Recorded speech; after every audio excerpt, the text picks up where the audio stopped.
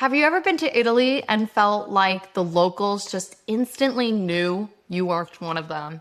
That used to be me.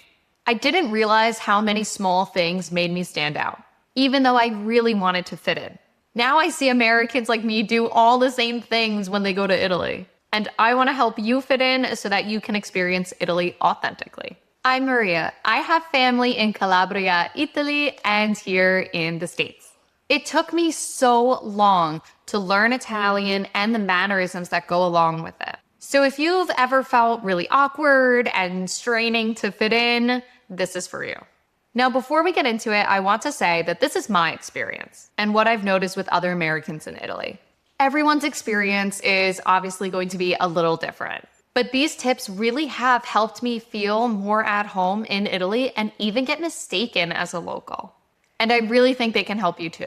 I grew up in New York and everything there is done very speedily. We get things done ASAP. And my family in Calabria, their Italian lifestyle is much more relaxed. So the first thing that instantly gives an American away in Italy is the constant rushing. It's not a bad thing, just a cultural difference that I've noticed. Like quickly getting through meals or an espresso, like a grab and go espresso, conversations, interactions, the American walk. I was guilty of this because when I was in Italy, I acted like I was in New York and it gave me away. But Italians, especially my family in Southern Italy, they live a very different rhythm. Meals are relaxed, the conversations are slow, and they take their time. And they even have a term for it. It's called il dolce far niente, the sweetness of doing nothing. So once I lived with my family there for a while, I accepted that things were slow and I started living in the moment like that.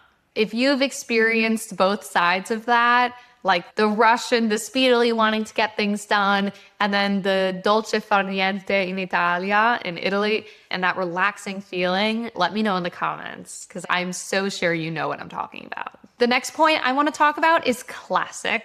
It's the food. I was lucky enough to grow up with authentic Calabrese food, so I had a little bit of a head start.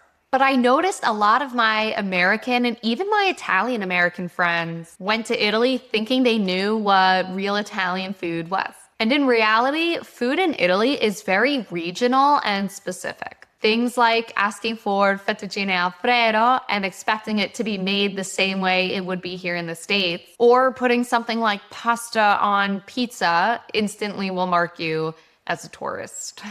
In fact, when my Calabrese cousins came to the States recently, they laughed that the pizzeria had a pizza with pasta on it. Food is taken very seriously in Italy. So when you order what the locals actually eat in the region, like I saw my family do in Calabria, the experience completely changes. You feel like you belong at the table instead of standing out. So do your research before your trip and find the best local dish to where you're going. Another big point is pronunciation. As a teacher, I am very big on Italian pronunciation with all of my students. Because even if your Italian is perfect grammatically, if you pronounce things with an English-speaking accent, it can sound a little off.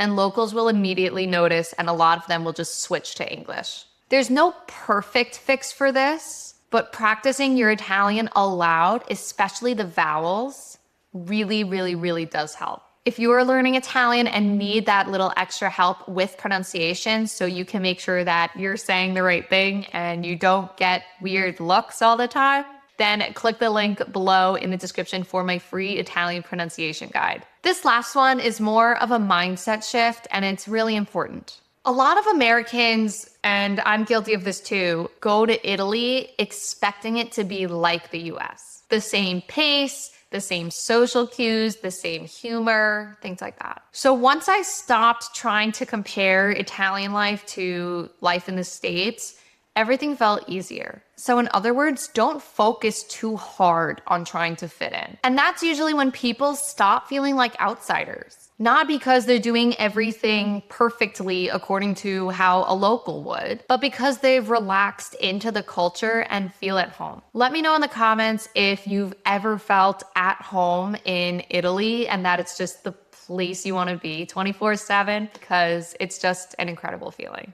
If this video helped you, then I know you'll enjoy hearing my story on how I learned Italian as an English speaker, wanting to connect with the Italian heritage and my Italian family. So you can click here to watch that.